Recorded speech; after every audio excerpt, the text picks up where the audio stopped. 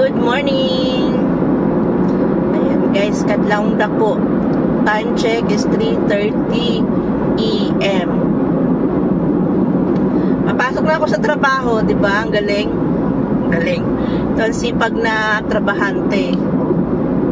Masipag, hard work, pero walang kapalit. Pero okay lang, nakikita naman yun ni Lord.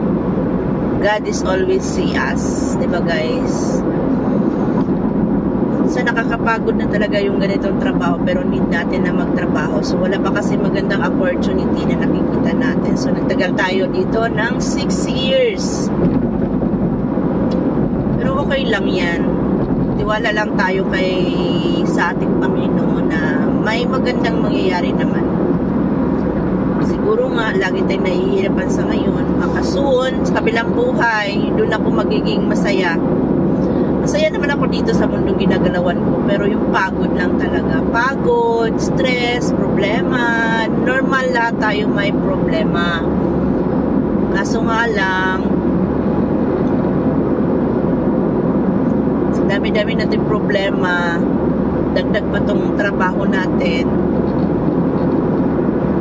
Una talaga trabaho natin yung una kong pinaka-problema. Kasi yung amo namin, walang pakialam. Pero walang, walang common sense.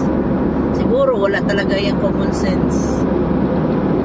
Edukado pa naman. Edukado kaso walang common sense. Kaya guys, samahan nyo muna ako magbibiyahe Dubai to Al Dahid, Dahid to Dubai Airport. So, bakit ba ako maagang nagising? Maaga tayo nagising dahil ang trabaho natin is all around. Pwede ko na sabihin dito yung sahod ko guys, para sabihin nyo talaga tanga-tanga ko, ba't ako nag-i-stay.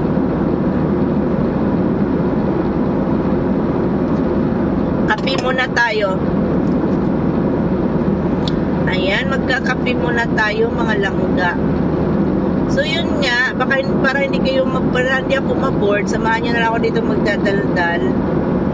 Dahil ako ay inaantok pa. Maaga naman ako natulog, hindi ako nag-live kanina kagabi. Dahil ayun nga, ito magsusundo kasi buong maghapon akong stress kahapon, problemado. But thank you Lord. Thank you ako kay Lord dahil gabi lang nangyayari sa akin, daming nangyari kagabi, kagahapon. At least safe pa rin ako. Nakauwi ako ng maayos, ligtas ako. At hindi ako nagka-fine sa Middle East again. Dahil may isang tao na tumulong sa akin na car lift. Medyo mahal man ang singil pero go lang. Kasi lalo akong mamamahalan pag nabutan ako ng pulis. Pero tumawag na ako sa 999. Pero ano naman. Kaya guys, sa una pa lang, pag ayaw nyo nang gawin, yung nang gawin sa mga amo nyo. Dahil hayan na may mihasa. Hanggat di na kayo kukunan ng kasama. Dapat sa trabaho ko, 2-3 ang mag-handle ng trabaho ko, pero hindi siya kumuha. Wala akong pakialam kung wala siyang benta o meron. Kasi dati, iniisip ko kasi yung company kasi wala siyang masyadong kita, wala kaming profit. Yung bagang naging concern, pero pagdating na sa sarili natin problema, ang mga amo wala yung pakialam sa atin. Hindi naman lahat din ng amo, kasi naka-amo naman ako. Nakapag-post naman ako ng okay ang pananaw sa mga empleyado. May concern. Hindi gaya itong amo niya, sarili lang niya yung concern niya. Kaya ayun, pasalamat ako pa rin na kay Lord na okay naman po na sundo ko si Flash ng maayos. Shout out sa kaibigan ko na nagpahiram ngayon ng sasakyan kasi nag-overheat. Kasi ang main reason kasi guys, kahapon talaga nangyari is nag-overheat yung sasakyan ko. So na-stuck ako sa middle in the highway. Nasa gitna talaga ako ng 311 or Muhammad bin Sayed Road. So na-stuck ako kahapon sa gitna ng kalsada na big lane, 7 lane na stuck ako doon. So Buti na lang may dumaan na car lift, dumaan na recovery car, so sinaka yung ano ko papunta. Sira naman na talaga yung sasakyan. Alam naman niyang overheat na. Pero sa akin daw yung i-charge. Diba? Galing-galing ng amo ko. Kala niya naman siya lahat gumawa ng trabaho. Ako nag-laborer, ako na driver, ako na lahat. Ako talaga mainis. Ewan ko lang. Ayaw ko kasi gumawa na masama sa kapwa ko. Pero pag hindi na talaga kaya, siguro naman maintindihan na ako ni Lord. Ayan guys, so malayo pa tayo. Samahan niyo ako ng paglalakbay natin. Sobrang layo. Ayan guys. Kaya ako sana magkaamo kayo. Huwag nyo nang kahit yung first month nyo pa. Huwag kayo magpapakita ng bilib sa mga amo nyo. Dahil ayan, umaabuso yun. Kasi minsan may mga amo walang pakialam. Hanggat makatipid sila, hindi yan kukuha ng mga kakasama mo. Kaya guys, mag-apply na mag-abroad, lalo na sa trabaho sa labas, piliin nyo kung ano lang talaga nakalagay sa contract nyo, yun lang yung gawin ninyo. Kasi mahirap pag sa inyo lahat ng responsibility pasa sa inyo. Sa trabaho ko is not only 1 word, 2 word, 3 word nakapatong sa ulo ko. Parang personal pa nga ng niya sa akin, gaya nito. Personal naman niya to, magpapasundo siya sa bahay niya. Akala niya bahay niya napakalapit lang, 20 minutes travel para galing sa bahay ko. Almost 1 hour ang travel. Tingnan niyo naman ang binabiyahe ko, ang layo. So, ayan. Kapit lang tayo guys, kasi kailangan natin trabaho. Lalo na ngayon, ang hirap talaga maghanap ng trabaho. Hindi ako magtatagal ng 6 years dito kung may malilipatan ako maganda dito sa Dubai. Ang hirap maghanap ng trabaho. Nagbasa na rin, sasabihin nyo, nagre-reklamo ako dahil tawag nito, ba't di ako umalis, ba't di ako maghanap ng trabaho, naman, guys, nag-try na ako. Kaso may mga bagay din tayong sa alang-alang kasi before tayo maglipat or mag-decide na mag-apply or kaya kailangan nating ang tawag nun, isipin mabuti before tayo mag-apply kasi minsan kasi padaratan ng bukso ng damdamin natin tapos bigla tayo mag-meeting tapos wala tayong ibang aasahan. Lalo na may anak ako dito sa Middle East, may kasama ko yung anak ko nag-aaral, so wala ibang makasuporta, ako lang din talaga. Wala namang ibang pwedeng hihian ng tulong, ako lang din. Wala namang ibang tutulong sa akin, ako lang din. So yun, kailangan natin magtiis dahil nanay ka, kailangan natin magtiis dahil tatay ka. So kaya kapit lang, magdasal na lang ako guys na si Lord magpo-provide sa akin lagi. Pero sana balak ko na din kasi talagang umalis dito. Pero hindi ko pa kasi matsyempuhan dahil nga wala tayong dami kong problema dito sa Middle East guys. Hindi nyo lang alam, ganito lang yung positive thinker lang kasi ako. Dahil naniniwala ako na dyan si Lord sa akin mag-provide at naniniwala ako na hindi niya ako pinababayaan. So gaya kahapon may nangyari sa akin, so hindi niya ako pinabayaan. May dumating na recovery car, so nakapaggastos man ako pero hindi ganun kalaki. Gawa nga ng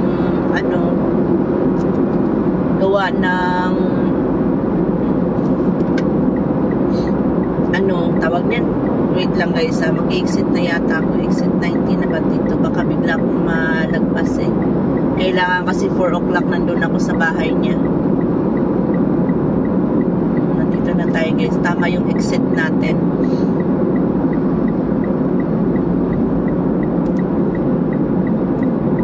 Ayun nga,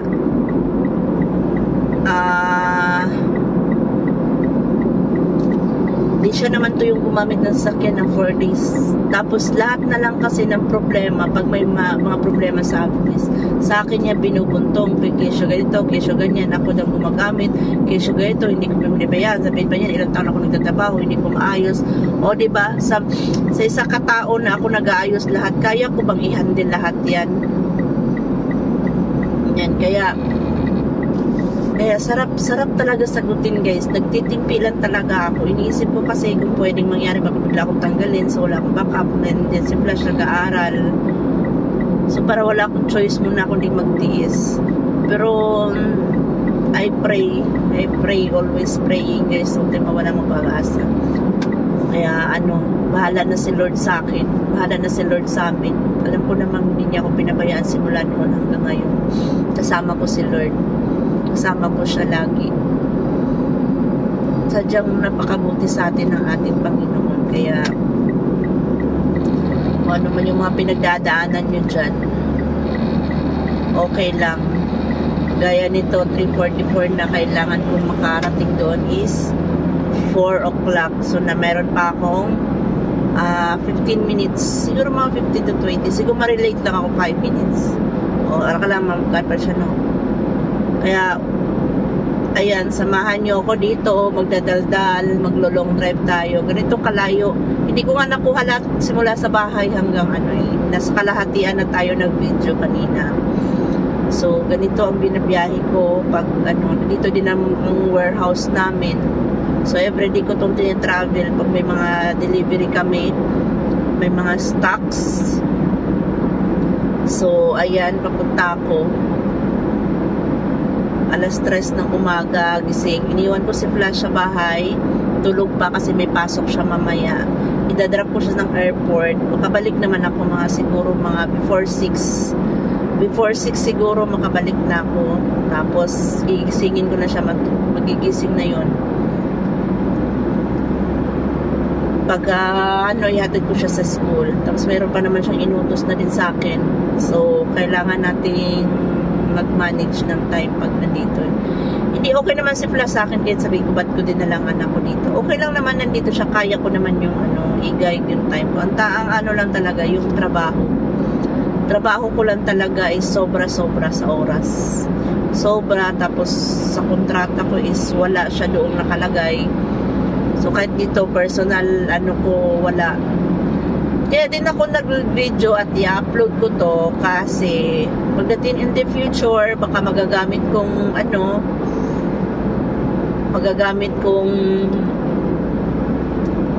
kasi may mga video din ako picture mga sobrang work, sobrang limited, sobrang trabaho na binibigay sa akin. So kailangan natin mag-ipon ng ebidensya. Joke lang. Yan, naiinis kasi ako naiinis ako guys, but naiinis na, so pag-iisipan natin, hintayin ang guidance kay Lord. Sana bigyan niya ako ng maliwanag na isip kung anong mga solusyon, ituro niya sa akin yung tamang makahirap ng makapag-amo ka ng walang pakialam. Pwede naman ako mag-stop ng trabaho ko at mag-focus ako sa online. Kasi ako yung taong tipong hindi ako nag-focus sa online kasi ang hina ng online ngayon. Tapos dito sa Dubai, bawat galaw, pera. Sabihin nyo, hindi ako uuwi. Lalo na sa atin, uwi tayo. Anong gagawin ko doon? So, wala namang mangyayari pag uuwi din tayo doon. Problemado ngayon. Pamilya ko din sa Pinas, hirap din sa padadagdag pa ba ako na hirap, diba?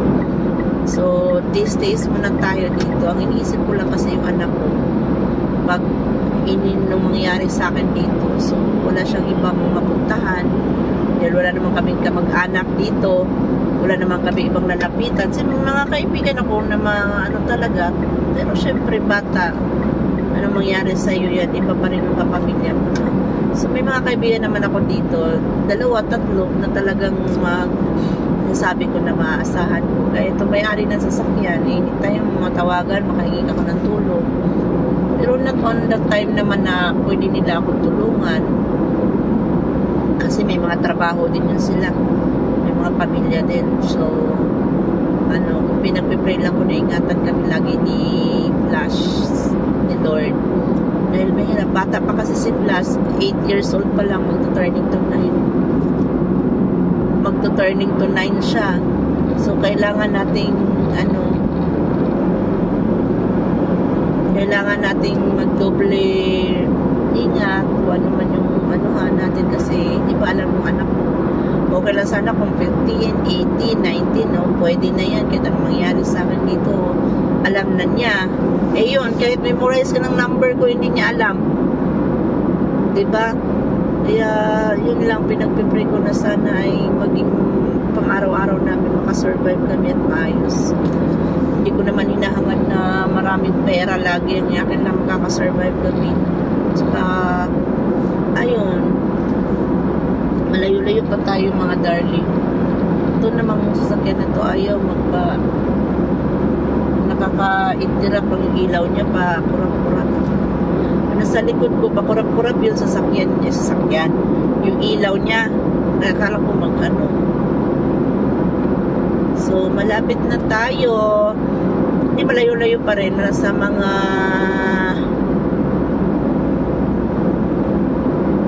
20 minutes.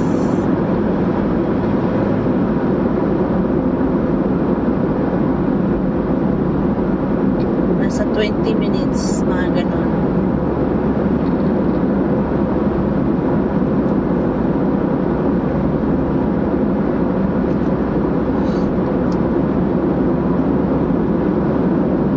Kaya sobrang layo, no? Pag masiraan din ako dito, walang tutulong sa akin na mag-ano, lalo na babae ako. So, ano lang talaga to guys, lakasan ng loob, lakasan ng trabaho dito sa abroad. Kaya kung mahina ka, wala ka lang ng loob, lakas lang loob, huwag ka na mag-abroad. Ginoo ko Lord, thank you, God bless. Ayan, medyo nasa na tayo, nasa mga kalahati. Nasa kalahati na tayo. So, samahan nyo ko dahil inaantok pa. Kaya yun. Pag mag-abroad kayo, kwentuhan lang tayo dito. Samahan nyo ko habang nagdadrive, magdadaldal ako na walang kasama, nagreklamo ako na walang kasama. Ayun, samahan nyo ako dito. Magreklamo tayo sa employer natin na walang puso. May puso naman. Talagang talagang love himself lang muna. Mas mahal niya yung sarili niya. Wala siyang pakialam sa mga empleyado niya. Ano, sa bagay, dalawa lang kaming empleyado niya. Yung isa kasama niya dito sa bahay. Yan, dalawa lang kami empleyado niya. Pa. O, diba? Yun, amo ko, wala siyang nakikita. Yung sa mga taong nag-i-stay sa kanya, wala siyang pakialam. Pero yung sa mga taong nagano sa kanya, nagluloko sa kanya, mga staff niya na pera lang yung habol niya, sweldo lang yung habol, doon siya may concern. Pero sa mga taong nandyan, naghirap, na tinutulungan siya paano mag-improve yung company, wala siyang pakialam doon. Yun ang niya, mindset. Wala siyang pakialam sa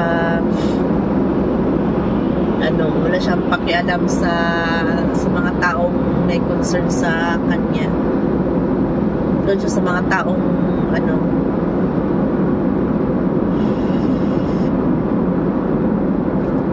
doon siya sa mga taong walang sa kanya, ang sa buhay niya, nakailang palit na guys, ako lang nagtagal dyan ng empleyado sa kanya, going to 6 years na ako. Magsa 6 years na ako sa June.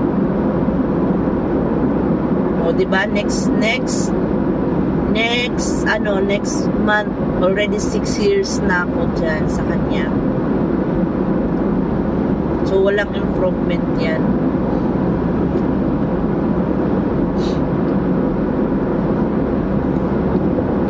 Kaya, okay lang. Kailangan natin magpaalipin dahil dito guys, ako naman hindi ako reklamador sa trabaho. Kung kilala nyo ako, nagtatagal talaga ako sa mga taong pinapasukan ko. Kahit minsan naabuso na ako sa trabaho, go pa rin. Dahil iniisip ko, mahirap maghanap talaga ng trabaho at mahirap papalit-palit ng mahirap papalit-palit ng trabaho. Hanggat kaya kong trabaho, ginagawa ko. Pero minsan kasi, yung ganito, inaabuso na tayo ng mga amo natin. Inaabuso daw na magtrabaho. Tapos hindi pa tinataasan yung sweldo mo, diba? Okay lang patay-patay sa trabaho, wala akong problema dyan. Kahit buong araw, hanggang 24 hours pa yan minsan, ginagawa ko yan.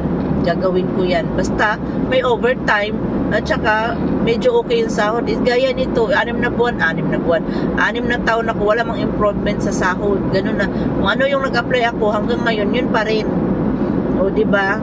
Saan ang, saan ang justisya nito? Sabihin ko, nagreklamo lang ako, wala naman akong inaano. O kasi nga, naintindihan ko naman din yung side niya dahil wala nga kaming benta. May benta kami pero sapat lang. Wala nga siya halos profit, magkano lang kinikita niya. Or wala minsan sa isang buwan, wala pa siyang kita. So, naintindihan ko naman. Pero minsan din naman kasi sa mga ganyan, intindihan kung pressure din siya, pressure din ako. Dahil sa mga gaya nagsasacrifice sa aming mga sahod, ako naman din nagsasacrifice ako sa mga bayaran ko. Sahod namin dapat end of the month, sasahod ka na 15. O, diba? Saan ang niyan? Kaya instead makakabayad ka ng mga loans mo at saka credit, wala talaga, hindi talaga kaya ikaw nagtatro kahit yung sikap mo, nababaon ka talaga din dahil yun nga, sobrang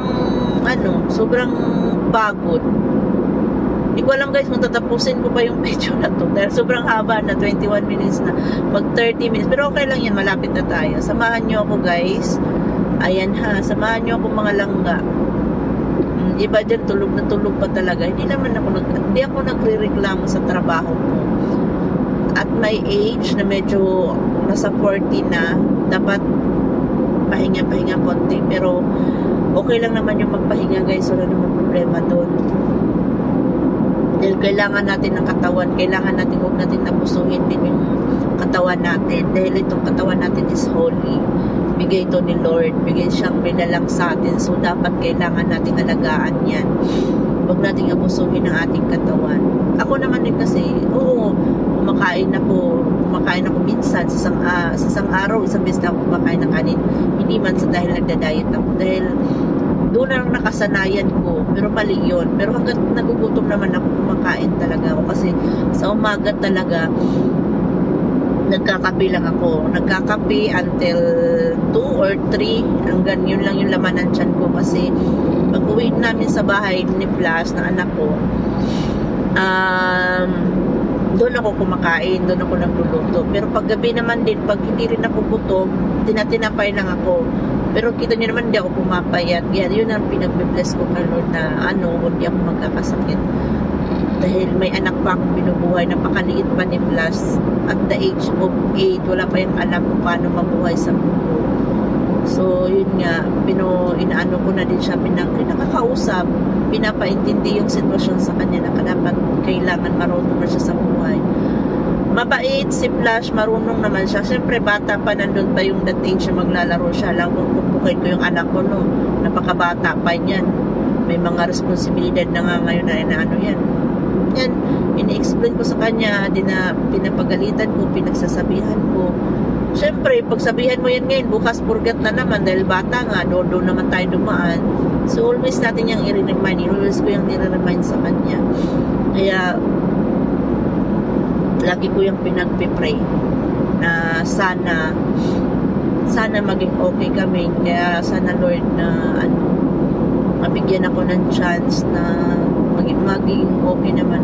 Okay naman yung buhay ko ngayon kahit medyo maraming problema. Normal naman, yung dami kong problema talaga. Pero naniwala naman ko si Lord nandyan sa buhay ko, nandyan sa akin, hindi niya ako pinabayaan kahit kailan.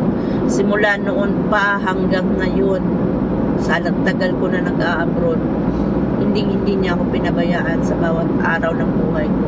May mga nangyayari, lesson and learn, doon tayo natututo, di ba? Mahirap naman kasi, lang, lesson lang yung nakuha natin, na mga maling bagay lang yung natutunan natin, tapos hindi tayo natuto.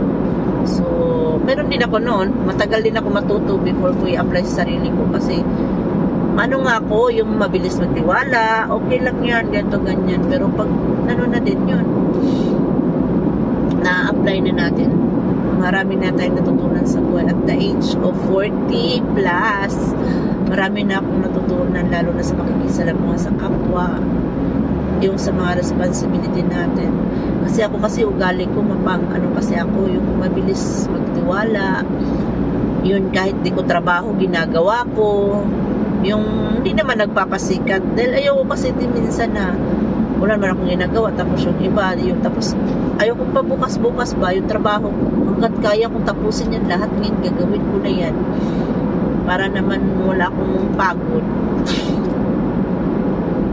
Dahil mahirap din. Wala naman din ibang gagawa niyan kundi lalo na pag wala kang kasama talaga. Pag trabaho ko naman, hindi ko ginagawa yan pag trabaho ko naman ginagawa ko yan. Pero pag hindi ko ginagawa, pero minsan kasi ngayon ginawa na kami stops. Wala talaga akong choice kundi gawin yung mga trabaho hindi ko naman dapat gawin dahil wala siya namang kinukuha.